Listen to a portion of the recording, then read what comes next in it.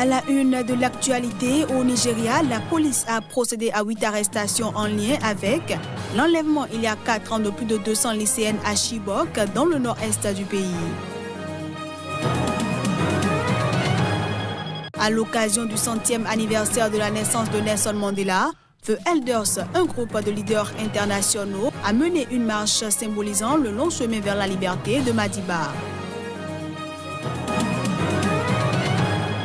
Et puis aux États-Unis, Maria Butina, une jeune Russe, est accusée de complot pour infiltrer des organisations politiques en vue de promouvoir les intérêts de la Fédération de Russie.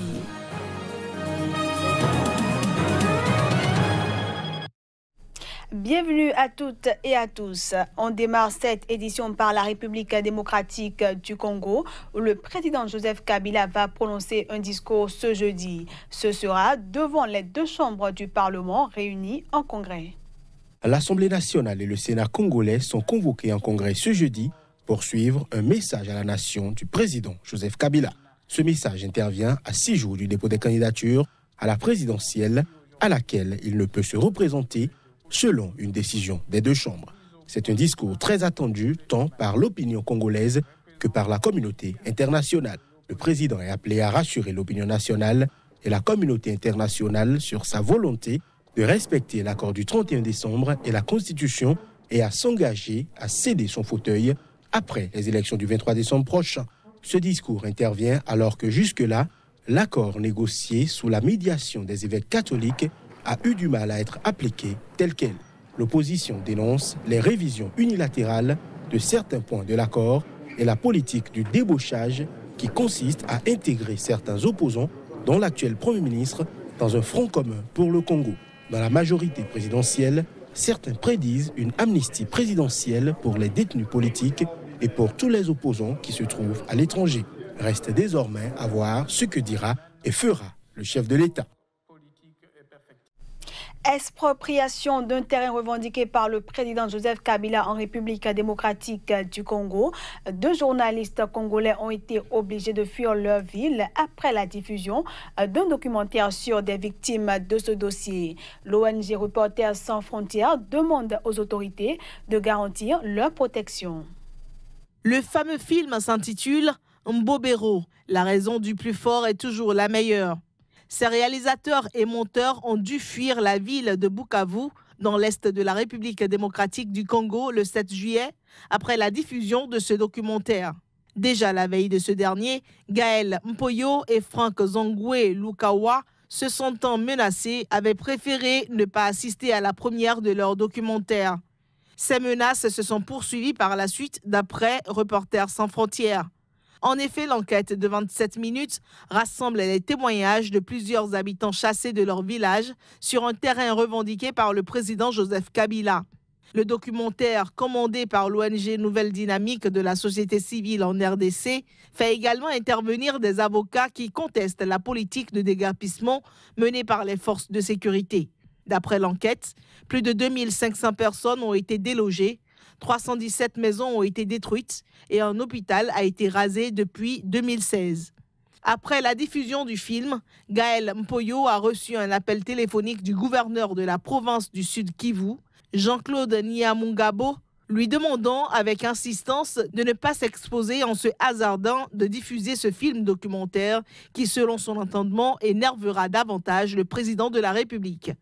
À Bukavu, l'Union nationale de la presse du Congo a appelé le gouverneur Nyamungabo à s'impliquer personnellement pour sécuriser ses journalistes et leurs proches. La République démocratique du Congo occupe la 154e place dans le classement mondial de la liberté de la presse, établi par Reporters sans frontières en 2018. Au Nigeria, 8 djihadistes présumés sont arrêtés en lien avec l'enlèvement il y a 4 ans de plus de 200 lycéennes à Chibok, dans le nord-est du pays. Et selon le commissaire de police de l'État de Borno, les suspects ont tous avoué leur culpabilité. La police nigériane a annoncé ce mercredi avoir arrêté 8 djihadistes présumés en lien avec l'enlèvement il y a 4 ans de plus de 200 lycéennes à Chibok, dans le nord-est du Nigeria. Au total, 22 membres présumés du groupe djihadiste Boko Haram ont été arrêtés et présentés au public par les forces de l'ordre à Maïdougouri. la capitale de l'État de Borno, le plus touché par l'insurrection qui ravage la région depuis 2009. Les 14 autres sont soupçonnés d'avoir participé à la préparation d'attentats suicides à Maiduguri et dans d'autres villes du nord du pays. Ils sont impliqués dans l'attaque des filles de Chibok, tandis que les autres font partie des attentats suicides qui ont lieu dans toute la ville. Ensuite, ils ont également avoué des attaques contre Bama, Gwoza, Mumbi et d'autres villes. En ce qui concerne les filles de Chibok, c'est 8 d'entre eux qui ont avoué l'enlèvement des filles. Selon le commissaire de police de l'État de Borno, Damian Chokou, ces hommes âgés de 20 à 48 ans, tous originaires de la région de Bama, ont été arrêtés début juillet dans les États voisins de Borno et de Yobe. Il précise que les 8 suspects liés à l'enlèvement de Chibok ont tous avoué leur culpabilité.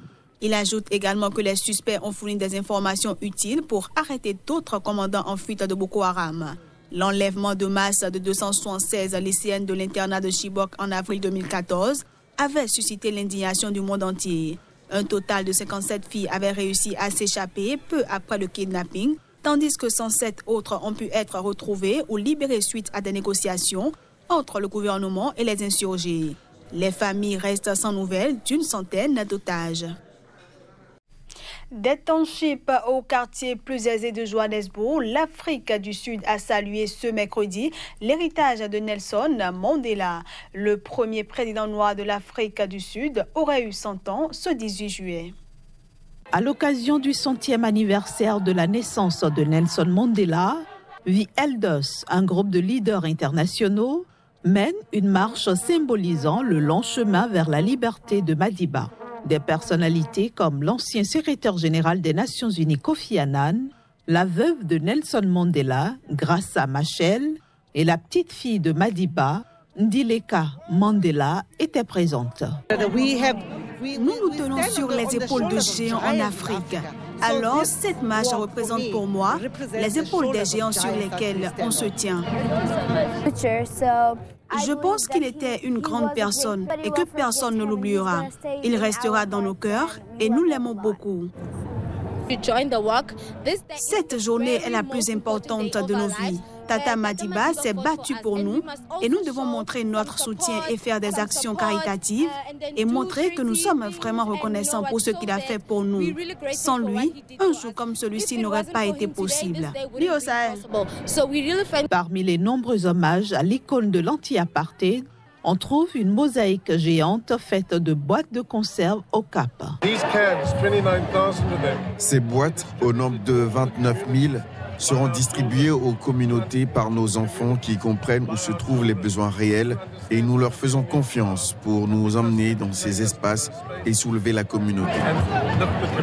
Chaque année, le Mandela Day, qui coïncide avec la naissance de Madiba dans le village de Mvezo au sud-est de l'Afrique du Sud, est célébré dans la nation arc-en-ciel à coup d'actions caritatives et de discours. Alors que l'Afrique du Sud marque le centenaire de la naissance de Nelson Mandela, des entreprises, des organisations et des particuliers ont donné de leur temps pour emballer et distribuer 30 millions de repas à ceux qui en ont besoin. Pour moi, la journée Nelson Mandela signifie que nous réfléchissons aux valeurs de Madiba, à ce que Madiba voulait voir faire. Madiba ne s'est jamais battu pour lui.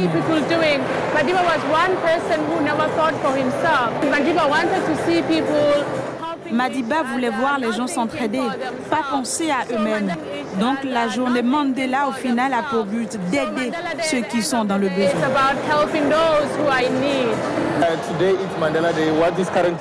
Aujourd'hui, c'est le jour de Mandela. Et ce qui se passe ici, c'est que les gens sont occupés à emballer de la nourriture pour nourrir les affamés. Oui. L'événement jusqu'à maintenant se passe bien, très bien. C'est excitant. Tout se déroule parfaitement.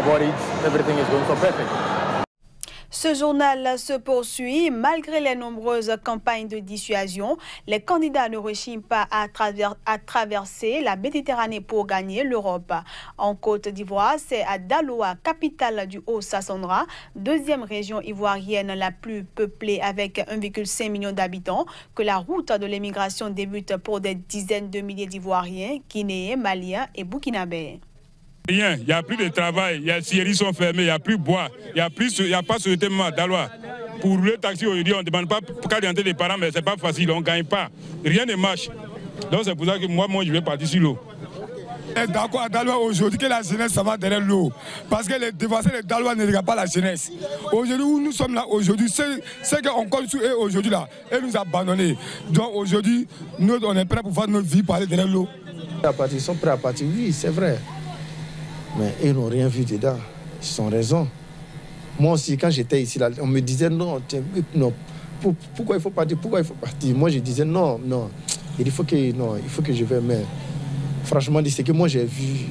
Moi seulement, ça me suffit. Mais tout ce que moi je peux dire seulement, ce sont des choses qu'il ne faut pas tenter. Aux États-Unis, des journalistes attendent devant un tribunal de Washington où une ressortissante russe comparaît pour avoir tenté d'infiltrer l'appareil politique américain au profit de la Russie, et ce, grâce au principal lobby pro-armes des États-Unis. Un nouvel épisode des affaires russes s'est joué ce mercredi dans un tribunal de Washington où une jeune russe adepte des armes comparaît pour avoir tenté d'infiltrer l'appareil politique américain au profit de la Russie grâce au principal lobby pro-armes des États-Unis. Maria Butina, puisque c'est d'elle qu'il s'agit, est accusée d'avoir agi en tant qu'agente non déclarée d'un gouvernement étranger et de complot pour infiltrer des organisations politiques en vue de promouvoir les intérêts de la Fédération de Russie. C'est ce qui ressort de l'acte d'accusation qui fait référence à une organisation militant pour le droit au port d'armes. L'annonce ce lundi de son inculpation était intervenue quelques heures après le sommet entre les présidents américains Donald Trump et russe Vladimir Poutine à Helsinki, où Donald Trump avait semblé exonérer son homologue des accusations de la justice américaine sur l'ingérence de Moscou dans la présidentielle de 2016. Il est depuis revenu sur ses déclarations. Robert Discroll, l'avocat de la jeune femme, a réfuté les allégations, affirmant qu'elle avait coopéré avec diverses entités gouvernementales depuis des mois, tout en se sachant l'objet d'une enquête depuis une perquisition du FBI à son domicile en avril. Et puis pour finir cette édition, 2 jours après son retour de Russie, le capitaine des Bleus Hugo Lloris a donné une conférence de presse dans sa ville natale de Nice. Le gardien de but des Bleus dit le privilège qu'a représenté pour lui le fait d'avoir pu porter le maillot de l'équipe de France pour une 3e Coupe du Monde. On le suit. Je ne pensais pas un jour imaginer brandir ce trophée. C'est un grand privilège, un grand honneur et ça me rend fier d'être français, encore plus fier d'être niçois. Et puis ça donne encore plus d'énergie pour continuer sur les prochaines années. Je crois que l'équipe de France a une génération fantastique. Il faut profiter de cet événement et de cette grande récompense. Et il faudra se remettre au travail dès la saison prochaine pour une nouvelle fois afficher nos ambitions et continuer à rendre les Français fiers de l'équipe de France. Bon, je crois que le mondial dans sa totalité est remis sur une action, je crois, à la 62e minute face à Mandzukic. Sur le 2e but croate, malheureusement, même si ça reste anecdotique, mais dans l'ensemble, voilà, c'est d'avoir pu profiter de chaque moment de ce privilège de pouvoir porter le maillot de l'équipe de France pour une 3e Coupe du Monde. Et voilà, mesdames, messieurs, c'est sur ces propos d'Hugo Lloris que prend fin cette édition que je vous remercie d'avoir suivi.